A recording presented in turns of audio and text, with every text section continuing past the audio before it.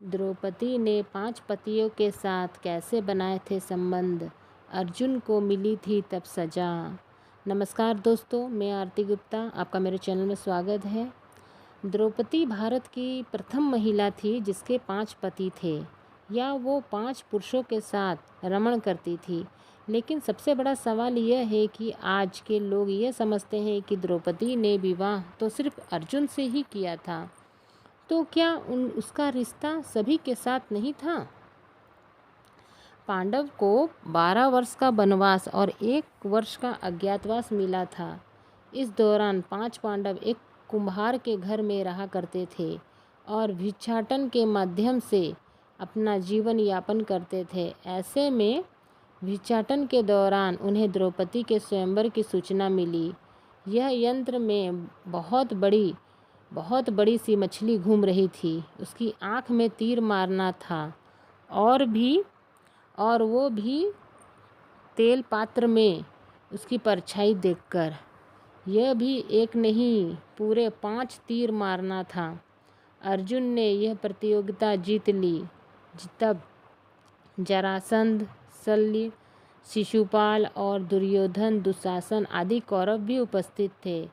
इस दौरान बहुत विवाद हुआ क्योंकि 5 पांडव ब्रह्मावेश धारण कर पहुँचे थे। लेकिन कृष्ण के दखल से आखिर द्रौपदी का विवाह हो गया। 5 पांडव से उसका विवाह कैसे हुआ और 5 पांडव की वो पत्नी कैसे बनी, ये बहुत लंबा किस्सा है। कहते हैं कि द्रौपदी अपने पिछले जन्म में बहुत सुंदर युवती थी। सर्वगुण संपन्न होने के कारण उसे योग्य वर नहीं मिल रहा था। इसीलिए उसने भगवान शंकर की तपस्या की और वो शंकर जी प्रकट हुए। उस समय द्रौपदी ने हड़बड़ाहट में 5 बार वर मांगे। इसीलिए उसे शिव जी के वरदान के कारण इस जन्म में 5 पति प्राप्त हुए। जब भगवान शिव ने द्रौपदी के 5 पति प्राप्त होने का वरदान दिया था, तब वो भी जानते थे कि उसे अपने 5 पतियों के साथ पत्नी धर्म निभाने में समस्या होगी। इसीलिए उन्होंने द्रौपदी को यह वरदान भी दिया और वो प्रतिदिन कन्या भाव यानी कौमार्य को प्राप्त कर लेती। इसीलिए द्रौपदी अपने 5 पतियों को कन्या भाव में ही प्राप्त हुई थी।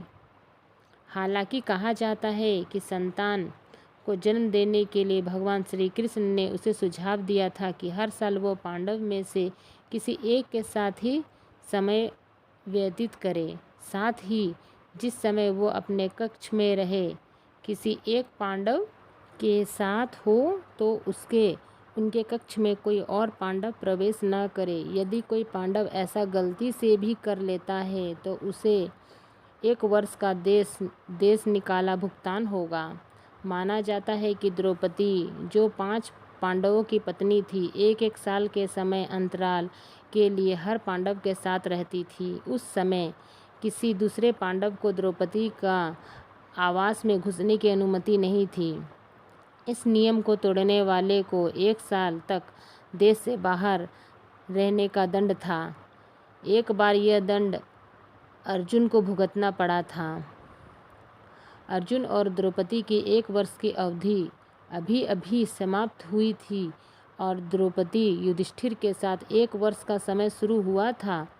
अर्जुन भूलवंश द्रौपदी के आवास पर ही अपना तीर धनुष भूल आए, पर किसी दुष्ट से ब्राह्मण के पशुओं की रक्षा के लिए उन्हें उसी समय उसकी ज़रूरत पड़ी। अतः क्षत्रिय धर्म का पालन करने के लिए तीर धनुष लेने के लिए नियम तोड़ते हुए वो द्रौपदी के निवास में घुस गए। उस दौरान द्रौपदी और युधिष्ठिर साथ में थे। बाद में इससे दंड स्वरूप अर्जुन 1 साल के लिए राज्य से बाहर चले गए। इसी 1 साल के वनवास के दौरान अर्जुन की मुलाकात उलूपी से हुई और वह अर्जुन पर मोहित हो गई। ऐसे में वो उन्हें खींचकर अपने नागलोक में ले गई और उनसे अनुरोध करने पर अर्जुन ने उनसे विवाह करना पड़ा।